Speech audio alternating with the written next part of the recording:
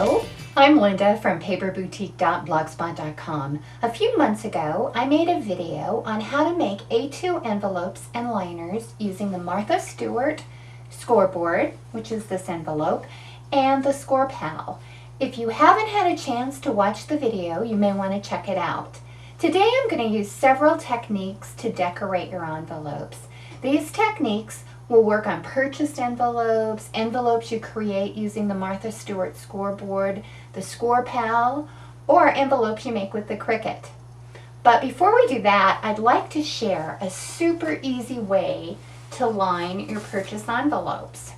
For a standard A2 envelope, you will need a piece of decorative paper that's 5 3/4 of an inch by 4 1/2 inches.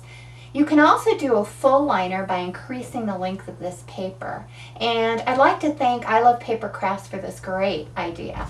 What you'll do is take the 5 3/4 by 4 1/2 inches and insert it into the envelope. Each purchase envelope will vary a little bit, so you just have to trim it down widthwise.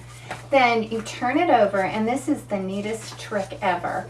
Where there is adhesive on your envelope, I'm just going to moisten it with a baby wipe and then simply glue it down.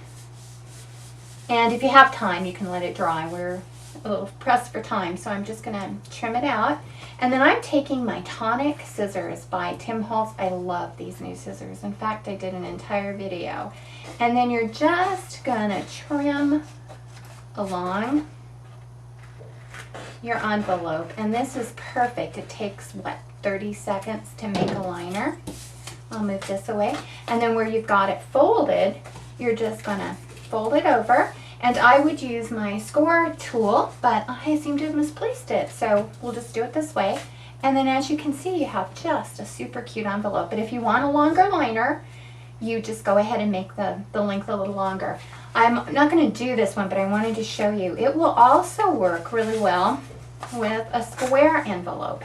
And for this particular envelope, I cut it the same width and the same length. And what you would do is you would just put it in like this, moisten this again, and you'd have less to trim out. But it works so well.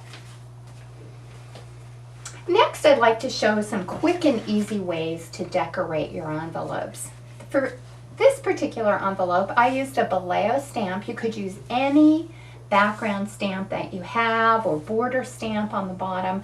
I embossed it with fine white embossing powder or detail white embossing powder. And then for the top, I love the new French Manor cartridge. I used the penwork cut that was on page 61 of the French Manor, and I cut it at 1 1/2 inches. And as you can see, it's just a really cute look to decorate your envelope, but you could use a variety of stamps. I also thought I would try my punch.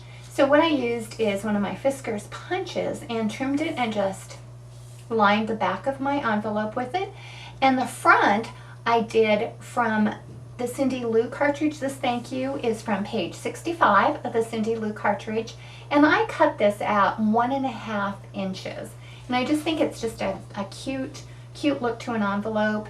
If you're going to mail this, you may want to make sure that you've really glued it down securely, but I think it's a cute look. The next technique I tried was with I had some standard decorative envelopes with the flap on the back, and I thought it would give it an elegant look if I took this flap and inserted it right into my Cuttlebug folder, right to this line, and Cuttlebugged it. So that's what I did on this envelope.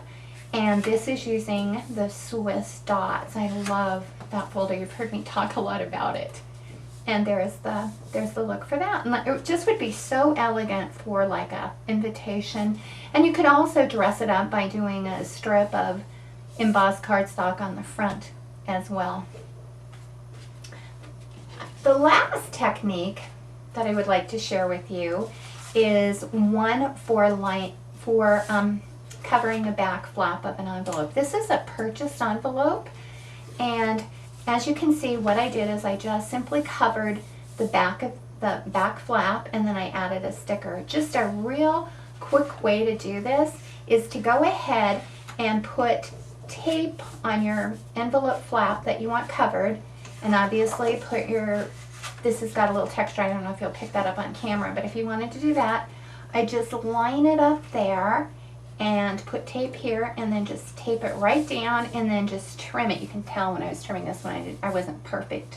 But just go ahead and cut around the envelope and it just makes a really cute card.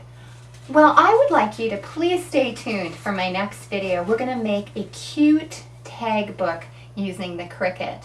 Thanks again for watching, and please check out my blog at www.paperboutique.blogspot.com for more videos and project ideas. Bye-bye.